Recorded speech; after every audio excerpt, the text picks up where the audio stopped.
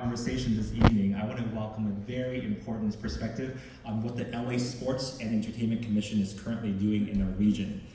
Please welcome LAEDC board member Maria Camacho, LA Rams Government Affairs, also in partnership with LA Sports and Entertainment Commission. And before she joins us, she's been such a wonderful partner, not only for LAEDC, for those of you who joined us over the last 3 years at our annual Eddie Awards. We've done it at the SoFi Stadium with the support of the LA Rams, and Maria's behind the scene. And as Chris was mentioning, whenever we go there, especially the last 2 years, we actually did our dinner with 600, 700 people on the field.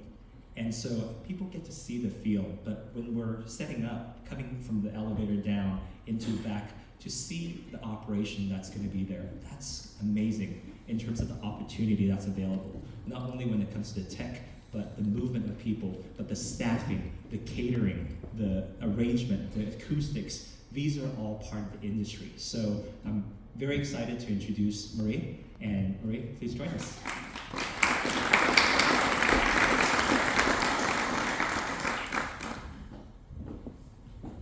Hello everybody, I would usually start whose house Rams have ever today, because I'm wearing multiple hats, but my name is Maria Camacho. I handle government affairs for the Rams, but I've also been pulled into supporting the LA Sports and Entertainment Commission from a government affairs angle. So let's talk sports and large events, because we kind of know a little bit about that. LA region is well into a decade, unlike any other, in which we hosted the following major events. If I don't have my notes, I'm gonna garble up the date, so here, roll with me. Super Bowl 56, I'm not gonna lie, it was kind of an awesome game because we beat the Cincinnati Bengals in our home in SoFi Stadium in February of 2022. Then we had the 2022 MLB All-Star Game hosted by the LA Dodgers at Dodger Stadium in July of 2022. Then we had the 2023 College Football Playoff National Championship Game at SoFi Stadium in January of 2023.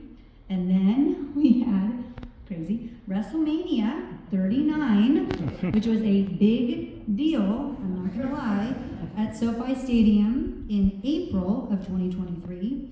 And then we followed that up with the 123rd US Open Championship game, a championship at the LA Country Club in June of 2023. All here in our region, crazy.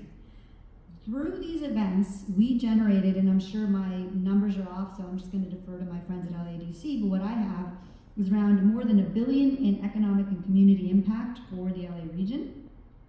I must admit, Super Bowl 56 at SoFi Stadium was a successful kickoff to the decade, especially after having faced our pandemic realities. It was kind of crazy to put on a Super Bowl after we're in the middle of a pandemic, but I digress.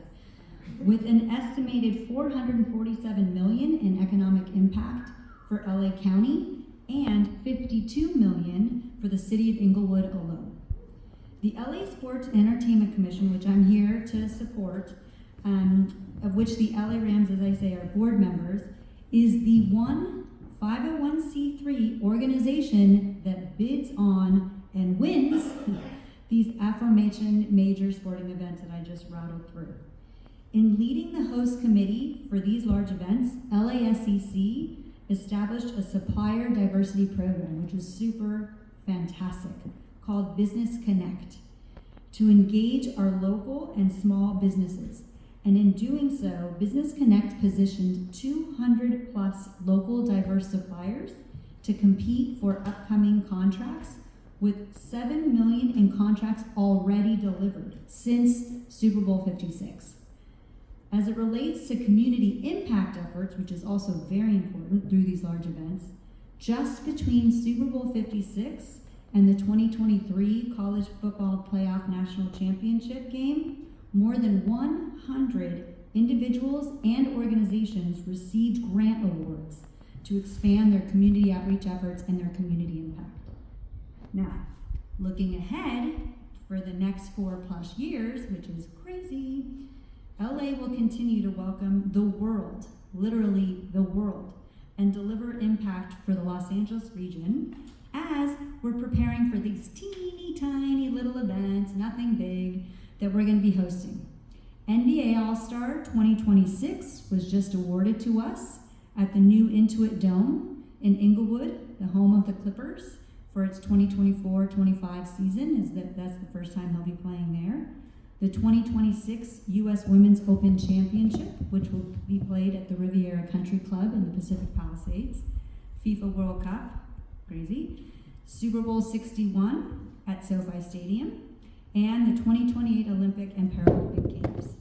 So basically, there's no stopping us with these exciting opportunities to remain on the large sporting and entertainment event stage. So we're here to stay. We've got amazing venues, amazing facilities, amazing partners, so we're not going to stop now.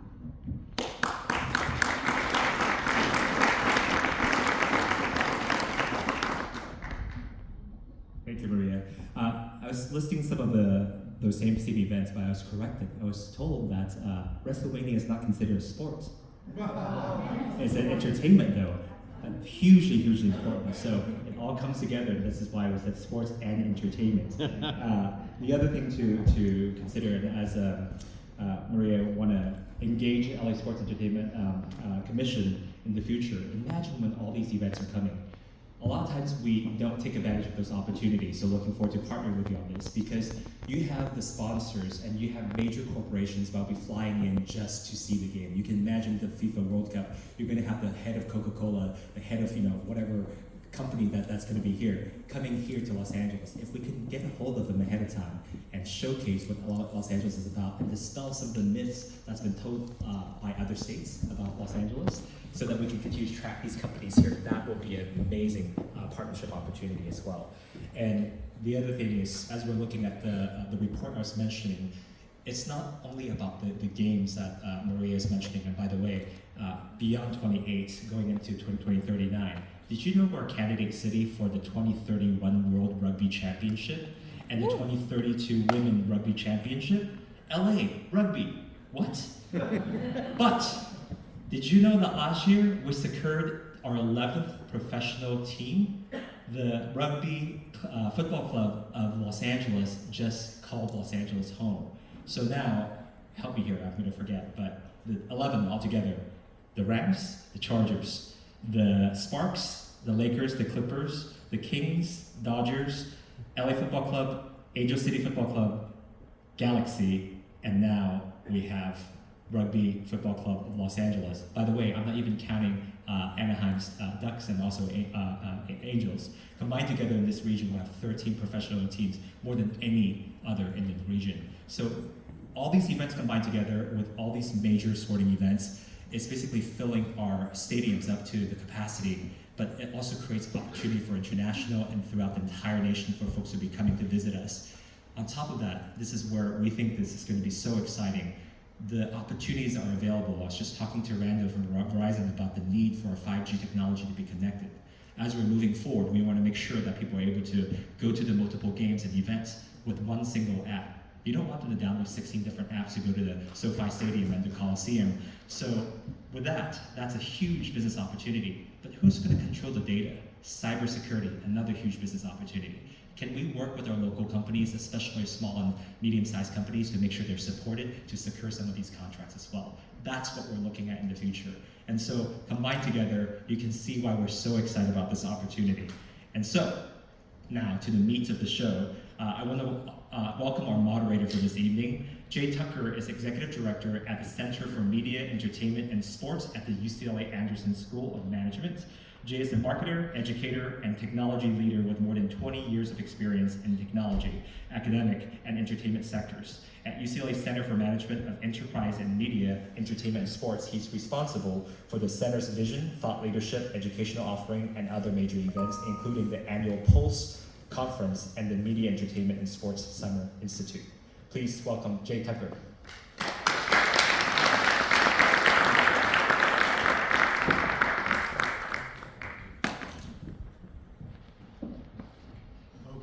But you guys didn't come to see me, so I'm going to invite my panelists to come up here.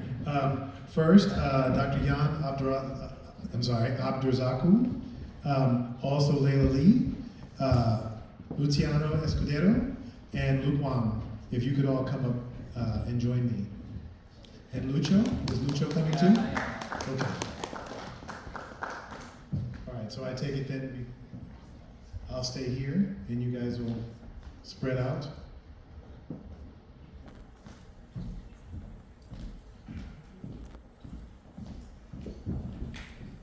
Oh no, there's room for me too. Okay, excellent. All right, I'm gonna go. No, I'll take the very end. We'll switch.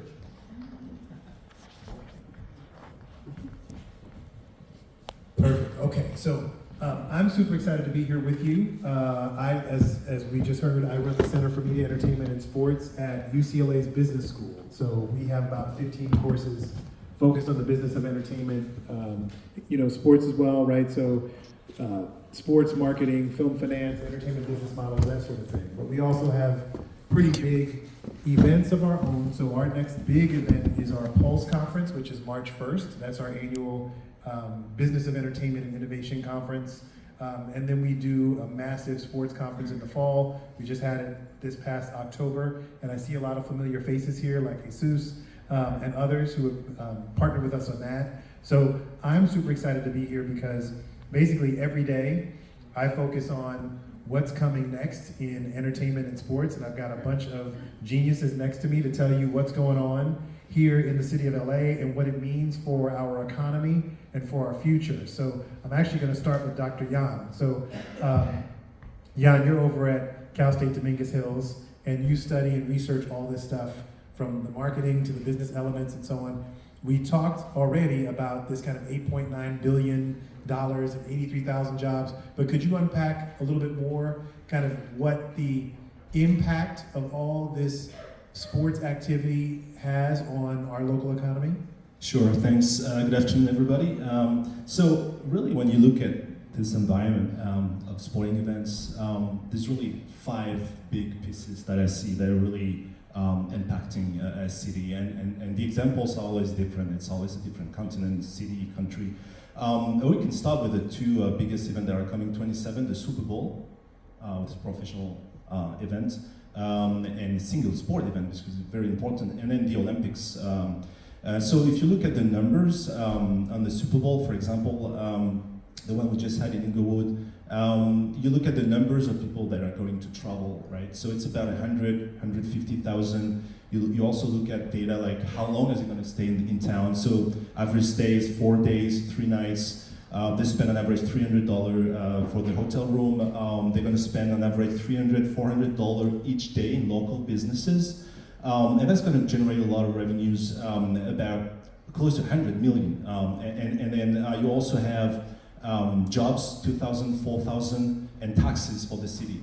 If you look at the Olympics, that's a mega event. So the mega event, there are a few mega events like the Olympics, and I'm thinking of the Hajj, is a pilgrimage in Mecca, the Saudi Arabia government.